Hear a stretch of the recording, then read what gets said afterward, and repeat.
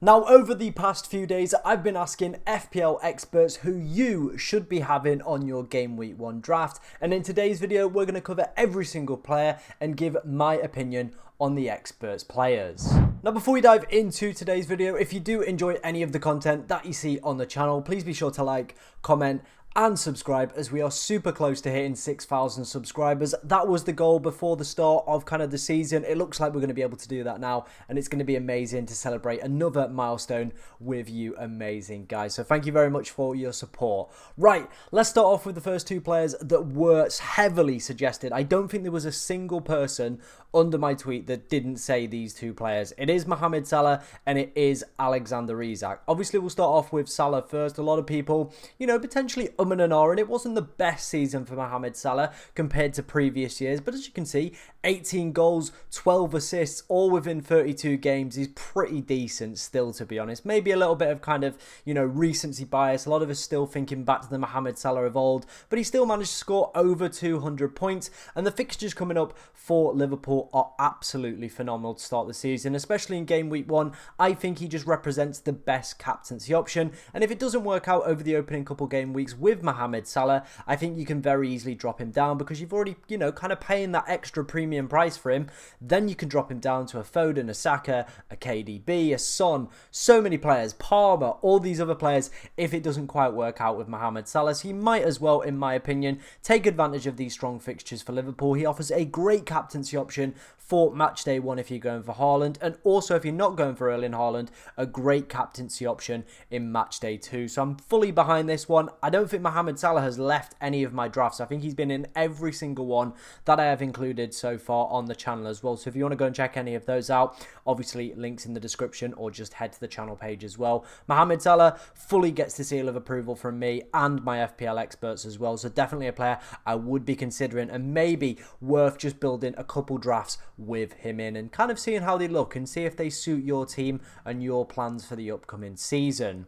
Moving on to our next player, it is going to be Alexander Isak, the most highly owned player in the game. I think it's a very good reason for that, to be honest. He finished the season superbly, 0.83 goals per 90 last season as well. Some great fixtures in there, even the Tottenham one as well. I've said this pretty much in every single video because I've included Alexander Isak in every draft as well. Another player who's not left any of my drafts.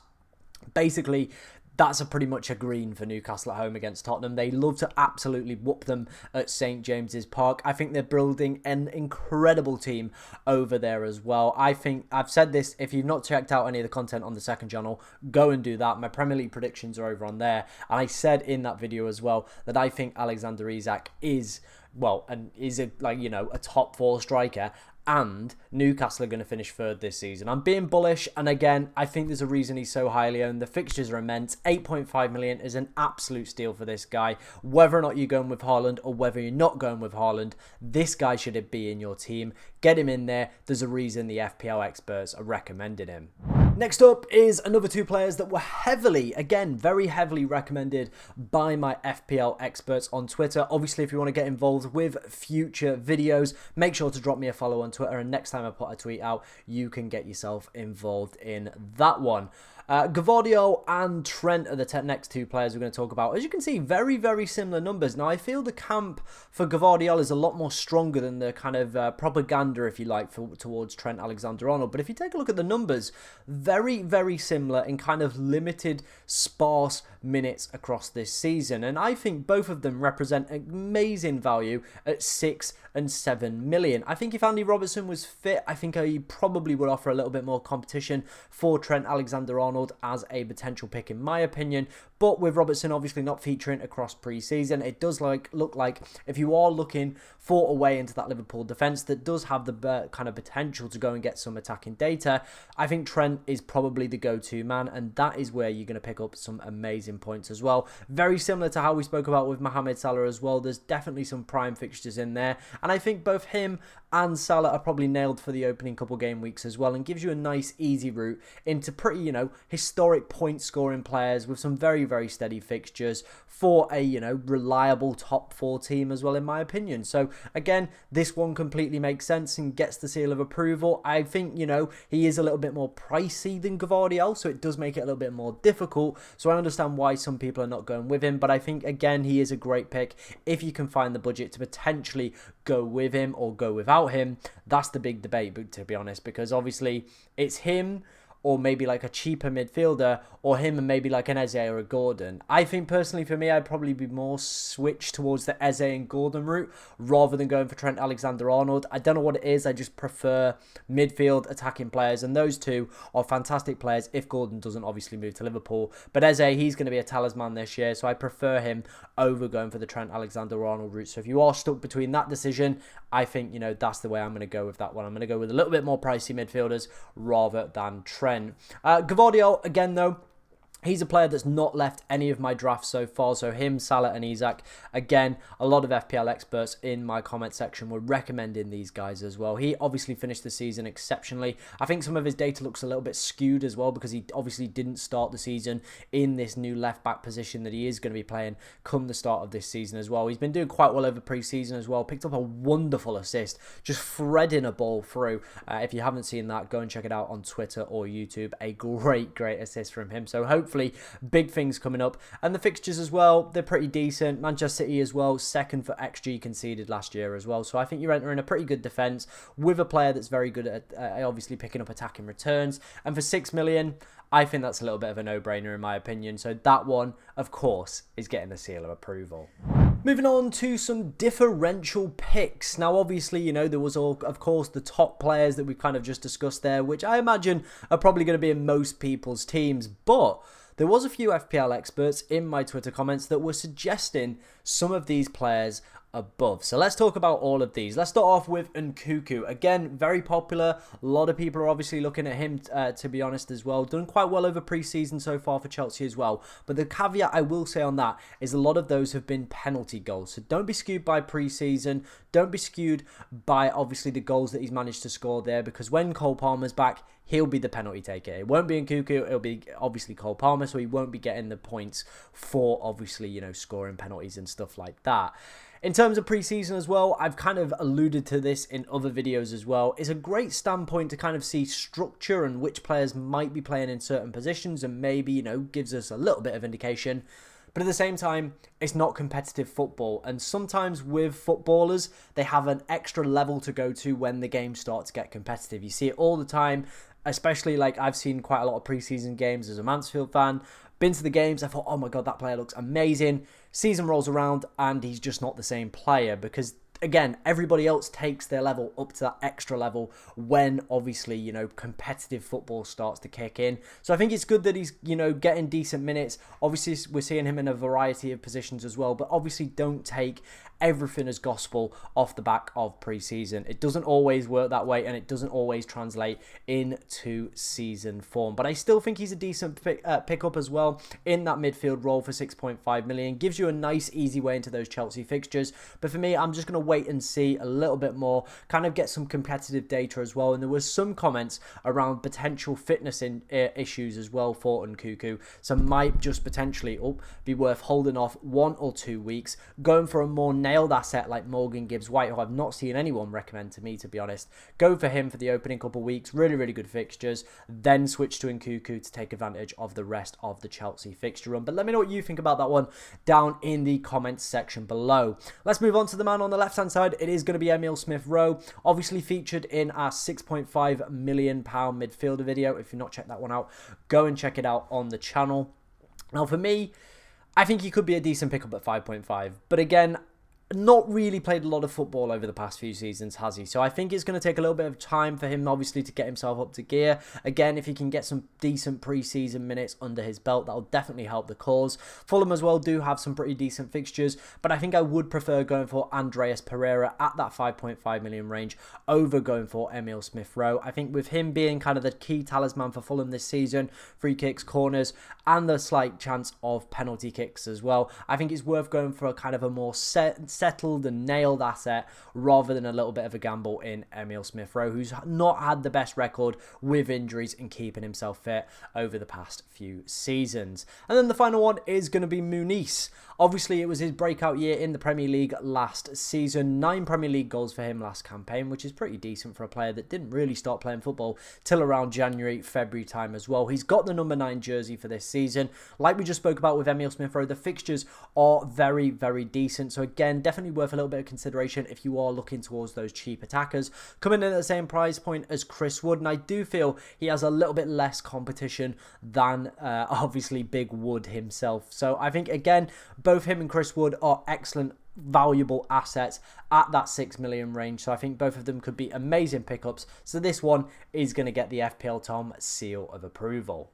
Moving on to Eze, again, a player very highly recommended. A lot of people were just basically slamming me with Gvardiol, Isak, Salah and Erling Haaland, who we're going to come on to talk about. But Eze is the next player we're going to talk about. It's an interesting one, Eze. I think the fixtures are a little bit of a mixed bag for me personally. I think, you know, he is obviously this talisman. He is obviously going to be taking all the free kicks, corners, and potentially penalties now that Michael Olise has left the club. Pretty decent data as well from last season as well to go with that. But I just worry a little bit about Crystal Palace at the start of this season. Obviously, Olise leaving is going to have a big impact on creativity of that overall side, because that front three they had at the back end of that season was mesmeric. It really, really was. It's an absolute shame that it has been broken apart. But Eze, Olise and Mateta were cooking. The only concern I do have is obviously Brentford on a bad team for XG conceded. West Ham at home, I think they probably should win that one. Chelsea away, we don't really know what they're going to do. Leicester away, Leicester at home is probably a good fixture. And then United at home as well. Again, could be one of those 50-50. It depends how Manchester United start the season. So, you know, it's a mixed bag in terms of fixtures as well. My concern is that creativity though. Obviously, Mateta is out currently in the Olympic Games, playing for France as well, with obviously Michael Olise as well. So I think losing 2 of those opening players for the opening couple game weeks could be quite difficult for Eze to obviously create the opportunities that he did. And if I remember back to last season when I actually honed him at the start of the year, and it was just Eze kind of running the show and everything kind of having to go through him. He obviously was pulling his strings and creating plenty of opportunities, really, really good data for his side. But the rest of the team were letting him down a little bit. And maybe that could be the situation again where obviously Mateta's not there. They've lost Michael Olise. I know they've brought in some smart additions to this side, but it could be a little bit of a concern going with Eze. That's kind of the thought process I've had over the past few days, and it's the first time I've taken him out of one of my drafts, mainly down to this factor that I'm a little bit concerned with obviously the creativity that Palace and the expected chances, expected goals, everything like that they've lost in Olise, and obviously Mateta being off at the Olympics for the kind of few weeks. He'll probably have a few weeks off after that. The difficulty they're going to have maybe over the opening couple game weeks. Now, this isn't a definite, you know, he very easily could go and smash it. And I still think he's an amazing player. If you look at Fantasy Football Hub's obviously predicted points algorithm, they've got him up there as one of the top scoring players. So obviously, if you want to go down that route and see a player that does exceptionally well, I think Eze is still a great pick. I'm just slightly having cold feet about him. Let me know what you think of that down in the comments section. And let's move on to today's final section. And today's final section is going to be looking at basically Erling Haaland. Like, you know, realistically, he was one of the players that was suggested. I did cover this kind of spreadsheet graph, whatever you want to call it, in my wildcard video. And basically in that video, I was outlining that I'm starting to look at going against Erling Haaland. Obviously, we've got projected points here from Fantasy Football Hub. Obviously, if you want to go and check them out, link to that in the description. You can also get your team rated by AI for free, and currently they are running 50% off. So if you click the link in the description, it also helps my channel out and also gives you an amazing tool to hopefully beat all your mates in your mini league this season. And that's what FPL is really all about, isn't it? So here it is. It's obviously got the projected points and the fixtures, kind of the FDR rating in FPL as well. And obviously a lot of people are talking about Erling Haaland being, you know, essential. You need to have him. I think with recent pre-season form as well, 5 goals over the course of pre-season, 3 against the Chelsea backline as well. Good predicted points as we can see here. People are obviously looking at him and thinking, you know, he's got to be an absolute must. But what I'm suggesting, And what I'm starting to warm to the idea of is spreading that little bit of Haaland money out a little bit, because realistically, at that 15 million price point, he needs to be your captain a lot. Like, he genuinely does, to justify it. One goal is not really going to cut his mustard when you're paying 15 million. You need other kind of attacking returns, or at least the captaincy armband, for him to be justifying his price point, in my opinion. Whereas what I'm suggesting is, if you utilize that money elsewhere and spread it out over kind of 3 of these kind of mid-er premium players, I think you could build a really strong team. Now, the team that I had in my latest draft was Salah, Isak, Saka, Son and Watkins. As you can see, collectively, they are probably going to outscore Erling Haaland over like the course of the opening 5 game weeks. Obviously, he's up there for obviously projected points, but like I alluded to, you need him to be the captain for most weeks. And out of the realistically opening 5 game weeks here, 2 game weeks, he is the clear favourite to be captain. But if you went without him, Mohamed Salah could take on that armband as well in game week 2 and game week 4 to obviously replace the big robot himself. So it's just a little bit of kind of thought and consideration. Now, I do think he is still a really, really good asset to go and pick up. 1.23 goal involvement per 90. And I 100% understand why FPL experts are recommending Erling Haaland, because he is one of the best assets in the game. He's one of the best players in the Premier League. He's a very consistent point scorer. There's no denying that. He is going to pick up a lot of points this season. What I'm simply suggesting is maybe there is an alternative route. Rather than obviously forking out the big 15 million, maybe it's worth taking a look at some of this data and having a little bit of think around spreading the money out and then utilising it to make it up in the aggregate. And I definitely think if you look at this predicted points model, you know, if you went for Salah and Haaland, realistically, you're probably only going to get Isak. So then you're going to miss out on Watkins, Saka and Son's points. Now, obviously, we're going to have like Eze and stuff in there, and they're going to obviously chip in with points and stuff like that. But I think over the aggregate, it could make it up over Erling Haaland. I'd love to know your guys' thoughts on this one. Have you thought about going without the big man? Have you done any research yourself? Or what kind of, you know, maybe I'm just chatting shit and you guys think Erling Haaland is the best player and I'm just a little bit deluded. But let me know what you think about that down in the comment section below. Like I said, all this data from Fantasy Football Hub, so please go and check out their amazing work. Link in the description. And like I said, they are currently running an offer for 50% off. So what's not to love? What's not to love with that one?